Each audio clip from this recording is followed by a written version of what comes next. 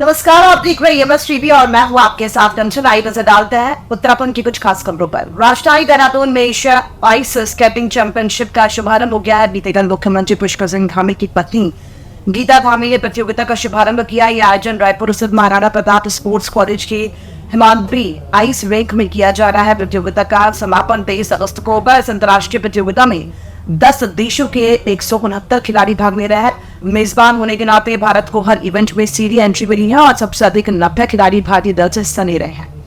Ice skating association of India के अध्यक्ष अमिताभ शर्मा ने बताया कि इस बार भारत पहली बार एशियन आइस स्केटिंग चैंपियनशिप की मेजबानी कर रहा है, जो गर्व की बात है।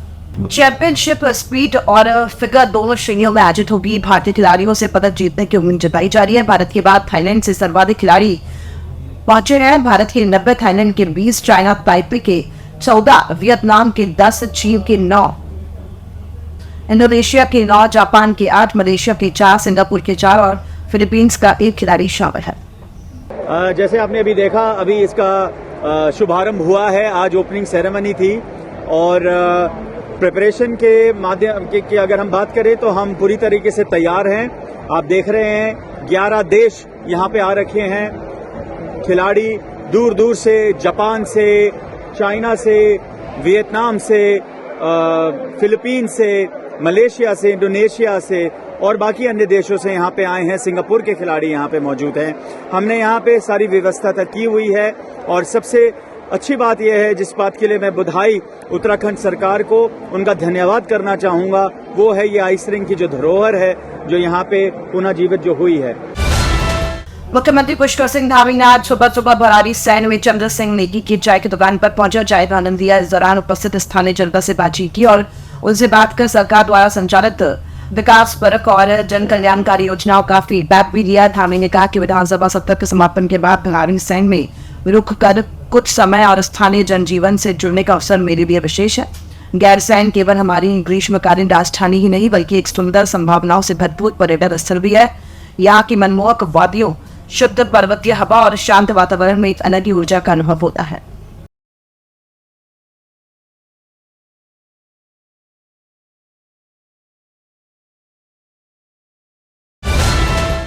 ऋषिकेश में सोमेश्वर नगर के सामने रेलवे ट्रैक पर एक महिला बाड़मेर एक्सप्रेस की चपेट में आ गई। जिस अवस्था में पुलिस महिला को लेकर अस्पताल पहुंची, जहां डॉक्टरों ने जांच के बाद महिला को मृत घोषित कर दिया।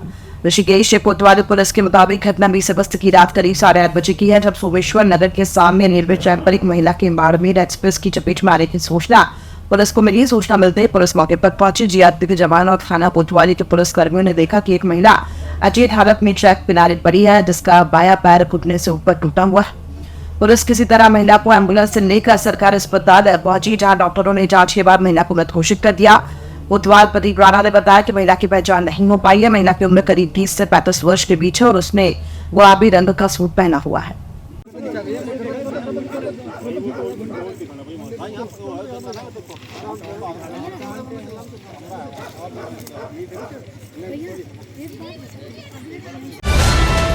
भाजपा मुख्यालय देहरादून में प्रदेश प्रवक्ता सुरेश जोशी ने पत्रकार वार्ता करते हुए कांग्रेस पर तीखा हमला बोला।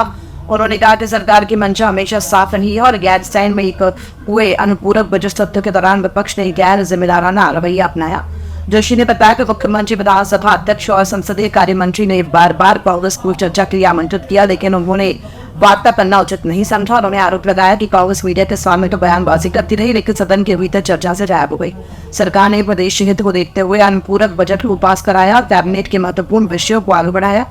भाजपा प्रवक्ता ने स्पष्ट किया कि कांग्रेस केवल दिखावा कर रही है, जबकि भाजपा सरकार जनता और प्रदेश की भलाई के लिए लगातार काम कर रही है। उन्होंने गैरसैंण का सत्र आउट किया, तो उसमें जो मुख्य विपक्षी दल है वो आपदा में चर्चा करेगा। वो प्रदेश के अंदर जो और उनको कठिनाई लगती है, जनहित के जो मुद्दे हैं, उन सब पर चर्चा करेगा।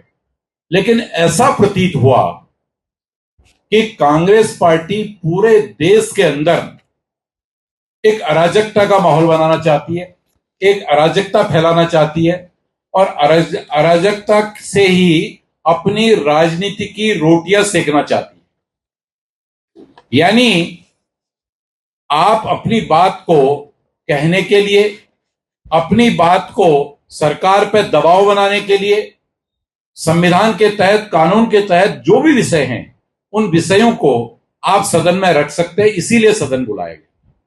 लेकिन सदन प्रारंभ होने से लेकर जितने समय तक वहां सदन चला, सिर्फ और सिर्फ अराजकता की यह हालत हो गई। कभी हम उत्तर प्रदेश के टाइम पे देखते थे कि भाई वहां माइक टूट रहे हैं, कुर्सियां एक दूसरे पे पटकी जा रही हैं। सेम वो परिस्थिति गैरसैंण में आज आप सब लोगों ने देखी। उत्तराखंड की ग्रीष्मकालीन राजधानी गैरसैंण में 19 अगस्त से विधानसभा क्षेत्र शुरू हुआ। 4 दिन का ये सत्र 19 अगस्त से शुरू होकर 22 अगस्त तक चलना था, लेकिन 2 दिन पूर्व ही सत्र अनिश्चितकाल के लिए स्थगित हो गया। सत्र की शुरुआत से ही कांग्रेस लगातार नियम 310 के तहत प्रदेश में पंचायत चुनाव के दौरान बेतालघाट में गोलाबारी की घटना को लेकर मुद्दा उठाने की बात करती रही, जिसके चलते सदन को कई बार स्थगित भी करना पड़ा।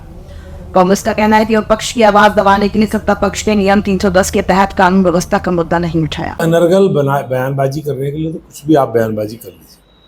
मेरा पहला सवाल ये है भाजपा के उन नेताओं से जो ये सवाल उठा रहे हैं, सत्र बुलाता कौन है? सरकार के आग्रह पर विधानसभा अध्यक्ष सत्र आहूत करते हैं।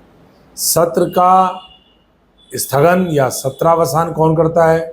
सत्र स्थगित करने का अधिकार या उसका सत्रावसान करने का अधिकार विधानसभा अध्यक्ष का किसकी राय पर? सरकार की राय पर। तो कांग्रेस कहाँ से बीच में आ गई?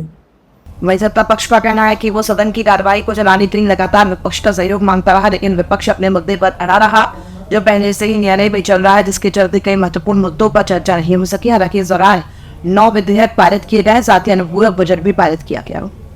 उत्तराखंड राज्य के आम व्यक्ति के आत्मा में बसता है। वहां पर सरकार के द्वारा विपरीत परिस्थितियों में सत्र का आयोजन किया गया। इसलिए आयोजन किया गया कि जो पूरा प्रदेश हमारा आपदाग्रस्त प्रदेश है, आपदा के बारे में चर्चा हो, कैसे हम आपदा से निपटने के लिए एक रणनीति बना सकें।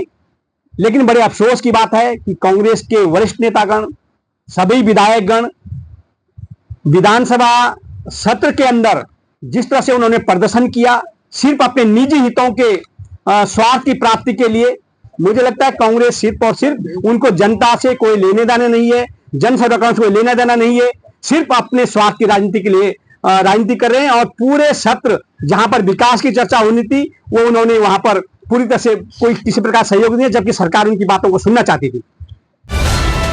पूर्व कैबिनेट मंत्री हरक सिंह रावत ने बड़ा बयान दिया है कि उनका कहना है कि भाजपा ने पार्टी फंड में 21 करोड़ रुपए की एफडी बनाई है, जिसमें जब वे भाजपा में वन मंत्री थे तो इसके लिए उन्होंने 1 करोड़ रुपए की धनराशि खनन माफियाओं से लेकर ही उसके लिए उन्होंने अपने आप को गुनहगार भी माना और कहा कि अगर इसकी निष्पक्षता से जांच को पूरी रिपीट है, उन्होंने अपने आप को गुनहगार रिपीट उसके लिए उन्होंने अपने आप को गुनहगार भी माना और कहा कि अगर इसकी निष्पक्षता से जांच होती तो बीजेपी जेल में होगी, क्योंकि सभी मंत्री और विधायकों ने उस समय अपना योगदान दिया था। उनके इस बयान पर भाजपा ने पलटवार किया। भाजपा के वरिष्ठ सुरेश जोशी ने कहना है कि अलग अलग पार्टियों में हरक सिंह रावत रहे हैं और ऐसे में उनके बयान में कोई गंभीरता नहीं है, उनके पास कहानी बहुत है। यही वजह है कि इस तरह से वे बयान दे रहे हैं। ईडी सीबीआई तमाम सवालों के घेरे में खुद फंसे हुए हैं, उनका जवाब उनको दे